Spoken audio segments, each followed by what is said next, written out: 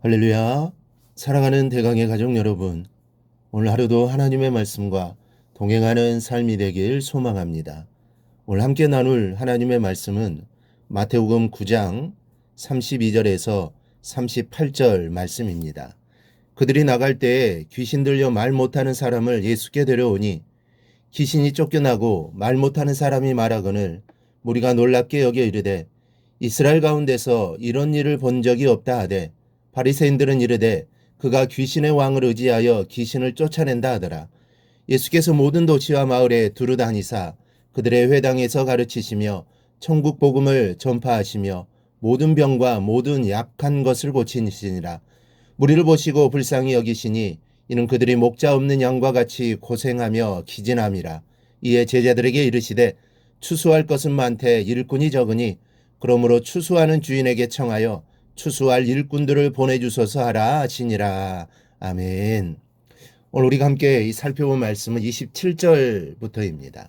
오늘 말씀을 보면 예수님께서 두 맹인을 고치신 사건과 귀신 들려 말 못하는 사람에게서 귀신을 쫓아내 주신 사건을 기록하고 있습니다. 그리고 35절을 보면 예수께서 모든 도시와 마을에 두루 다니사 그들의 회당에서 가르치시며 천국 복음을 전파하시며 모든 병과 모든 약한 것을 고치시니라 말씀합니다. 이 말씀에는 주님의 3대 사역이 나와 있습니다. 즉 가르치시는 사역, 복음 선포 사역, 치유 사역입니다. 즉 주님은 이 일을 하시기 위해 이 땅에 오신 것입니다. 주님이 이 땅에 오신 목적은 죄인을 구원하시기 위함입니다. 하지만 주님은 복음 전파만 하시지 않았습니다. 치유 사역도 함께 하셨습니다. 이를 통해 자신이 하나님이심을 드러내시는 것이고 천국의 모형을 보여주신 겁니다. 즉 천국에서는 아픔도 고통도 없는 것임을 알려주시는 것이죠. 그리고 이러한 치유 사역을 통해 천국 복음을 함께 전파하고 계시는 겁니다. 그런데 오늘 본문 말씀 36절에 이런 말씀이 있습니다. 무리를 보시고 불쌍히 여기시니 이는 그들이 목자 없는 양과 같이 고생하며 기진함이라.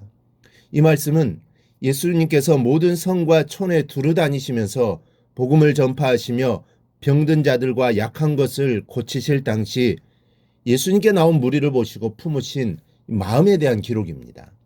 이 기록에서 무리는 좁은 의미로 오늘 본문에 등장하는 두 소경이나 귀신 들린 벙어리 된 사람들, 그리고 그와 같이 육체적 혹은 정신적으로 핍박당하고 어려움을 당하는 소외된 사람들을 가르치는 것으로 38절에 의하면 추수할 대상에 해당되는 사람들을 말합니다. 예수는 이들 보면서 이렇게 말씀합니다. 추수할 것은 많되 일꾼이 적으니 그러므로 추수하는 주인에게 청하여 추수할 일꾼들을 보내주소서 하라 하시니라. 여기서 추수할 것은 궁극적으로 메시아가 도래한 종말의 때에 구원받을 자를 가리키는 말씀입니다. 그런데 이 말씀 속에 우리가 생각해 봐야 할 점이 두 가지가 있습니다. 첫째는 이 말씀은 추수할 일꾼들을 보내달라고 기도하라는 것이 아니라 너희 자신이 추수하는 일꾼이 되라는 말씀이라는 점입니다. 예수님의 말씀을 곰곰이 생각해 보십시다. 추수할 일꾼을 보내달라고 요청하라고 하셨는데 하나님께서 누구를 일꾼 삼아 보내시겠습니까? 세상에 연약한 사람들에게 보내시는 자니 당연히 하나님의 백성들, 곧 여러분이 아니겠습니까?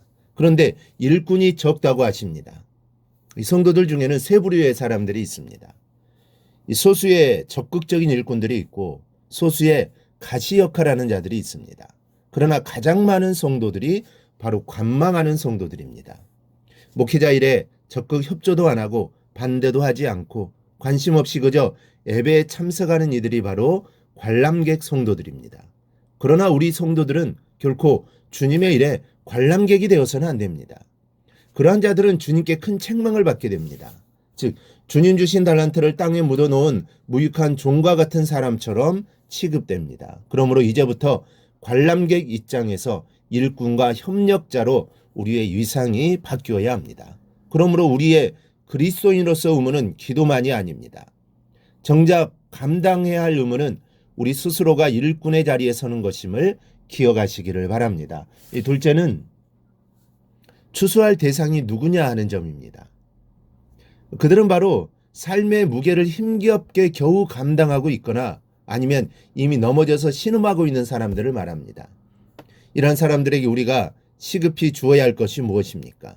물질이면 물질, 위로면 위로입니다. 나뿐만이 아니라 내가 동원할 수 있는 모든 조건을 다 동원해서 적극적으로 도와주어야 하는 것입니다. 그런데 여러분, 이런 도움을 드리되 거기에 반드시 희망을 담아드려야 합니다. 희망이 사람의 삶을 지탱하는 힘이기 때문입니다. 희망이 얼마나 큰 힘을 주는지를 알려주는 실험이 있어 소개합니다. 어느 동물 심리학자가 두 가지 실험을 했습니다. 하나는 밀폐된 항아리 안에 쥐를 가두고 공기만 넣어주면서 그 쥐가 얼마나 견디는지를 시험했습니다. 그리고 다른 하나는 또 다른 항아리에 아주 조그만 구멍을 내고 역시 쥐를 그 속에 넣어 얼마나 견디는지 보는 것이었습니다. 이 실험에서 어떤 결과가 나왔을까요? 밀폐된 항아리 속의 쥐는 단 3분을 살았고 조그만 구멍이라고 있었던 항아리의 쥐는 무려 36시간을 살아 있었습니다. 이 쥐에게 있어서 그 구멍이 언젠가는 밖으로 나갈 수 있다는 희망을 주었기 때문이라고 이 동물 심리학자는 말하고 있습니다. 말 못하는 짐승도 이러한데 하물며 사람이겠습니까? 따라서 우리 그리스도인은 사람에게 희망이 되는 행동을 해야 합니다. 말 한마디를 하더라도 긍정적인 말을 하시기 바랍니다. 요즘 너무 다들 힘들다고 하면서 부정적인 말을 많이 하는데 부정적인 말을 해서 얻을 것은 아무것도 없습니다. 그러니 긍정의 말을 해서 힘을 낼 수 있도록 하시기 바랍니다. 아무것도 아닌 것 같아도 긍정의 말은 반드시 결과가 좋습니다. 여러분, 오늘 성경은 오늘이 추수할 때라고 말씀하고 있습니다. 그리고 추수할 것이 많다고 말씀하셨습니다. 보살펴 주어야 할 사람도 많고 할 일도 많습니다. 그러므로 열심히 사시기 바랍니다.